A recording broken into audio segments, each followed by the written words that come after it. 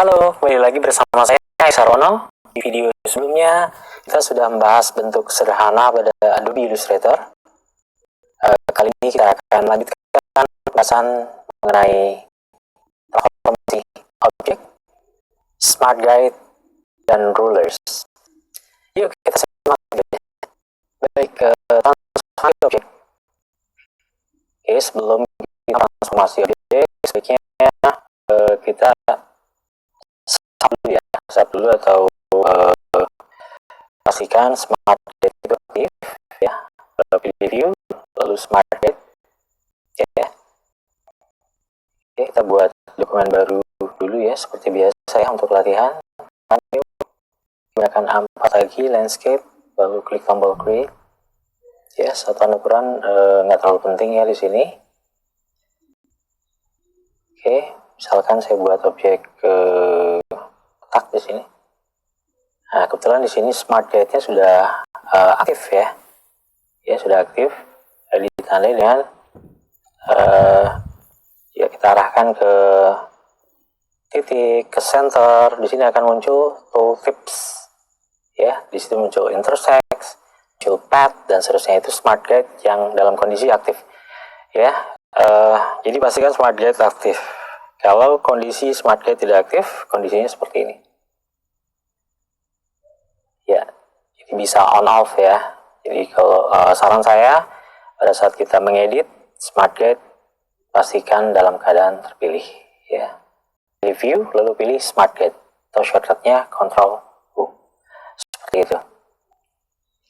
Ya, rulers juga nggak kalah penting ya. Rulers ya bisa kita akses dari view lalu pilih rulers lalu pilih show rulers ya, atau Ctrl R. Seperti itu ya. Oke, akan muncul horizontal rulers dan vertikal seperti itu ya. Satuan ukuran bisa kita ubah dari sini langsung sesuai kebutuhan itu ya.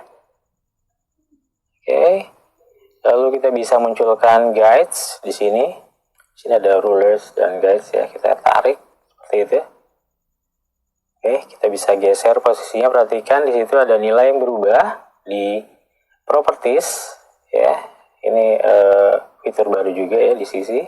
Ini ada nilai X dan Y. Nilai Y itu akan mengatur pergerakan dari ya, jadi kita bisa mesti kita ketahui juga nilai 0 atau 0 point-nya itu ada di sudut kiri sini ya. Ya, perhatikan di sudut kiri ini 0 untuk horizontal, X dan Y. 0-nya dari sini start. Ya, kita bisa pindahkan dengan cara arahkan ke sudut kiri atas, klik tahan di sini lalu tarik. Ya, untuk mengubah nilai 0 point-nya atau 0-nya startnya dari mana. Seperti itu ya. Lalu lepas. Perhatikan di sini. Ini nilai 0 untuk X, ini nilai 0 untuk Y. Seperti itu ya. Oke, misalkan saya tarik garis ini ke 0, perhatikan di sini nilai X-nya kita tinggal masukkan nilai 0 saja. Ya, dia akan presisi di sini.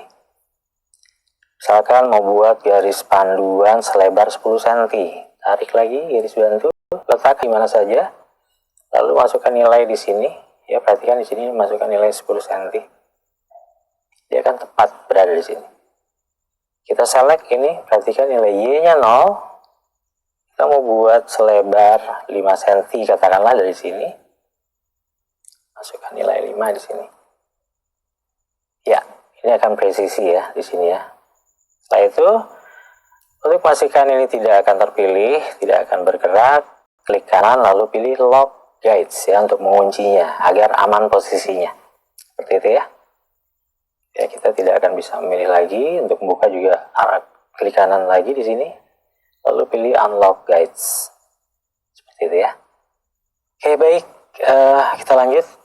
Kita akan membahas satu persatu ya. Untuk transformasi objek ini. Nanti kita akan bahas move ya. Lalu scale atau mengubah ukuran ya. Mengubah ukuran yang lebih besar atau lebih kecil seperti itu. Lalu rotate ya, atau memutar objek. Ya, dan yang terakhir adalah reflect atau membalik objek ya, membalik objek. Ya, jadi di transformasi itu akan kita bahas 4 bahasan tadi ya. Kita mulai dengan move ya. Kita coba buat di artboard yang kosong ini. Saya akan buat objek segi 4 seperti itu. Lalu tekan D pada keyboard untuk mereset warna ke default, yaitu warna fill-nya putih, lalu warna stroke-nya hitam dengan ketebalan 1 poin. Ya, itu default ya, atau D pada keyboard. Atau shortcut itu sebenarnya mengakses ini sih, ya di sudut kiri sih itu ada default fill and stroke, ya D. Oke, baik. Kita akan coba gerakan objek ini ya, menggerakkan seperti biasa ya, kita gunakan panah hitam ini menggerakkan, lalu menggerakkan secara nah ini sudutnya terjaga ya, itu tahan tombol shift ya, dia akan menjaga atau keep constraint ya, sudutnya akan terjaga, itu tahan tombol shift. Tombol shift akan mempertahankan pergerakan objek vertikal, horizontal maupun vertikal atau diagonal seperti ini ya. Jadi tombol shift itu akan mempertahankan pergerakan objek ke sudut tadi ya, vertikal, horizontal atau diagonal atau 45 derajat pergerakannya. Oke, baik. Lalu saya akan menggerakkan objek secara precise atau terukur ya. Caranya adalah dengan cara klik 2 kali di panah hitam atau selection tool. Ya, dengan kondisi objek masih aktif, masih terpilih seperti ini, klik 2 kali di selection tool atau panah hitam. Double klik. Dia akan muncul move ya, option. Di sini ada opsi untuk move. Horizontal 0, lalu vertical 0, sekian. Kita akan coba lihat ya. Akan saya masukkan nilai 5 pada horizontal, dia akan bergerak ke kanan ya, lalu vertical misalkan 0, jadi dia hanya bergerak ke kanan sejauh 5 cm ya dari titik awal ya, dan seterusnya. Kalau kita masukkan di sini angle, dia akan bergerak secara diagonal seperti itu ya. Jadi ini tergantung kebutuhan ya. Baik, misalkan kita akan set lagi sini 0, saya coba cancel ya. Kita lihat dulu seberapa besar nih ukurannya, kita coba ubah ukurannya ya.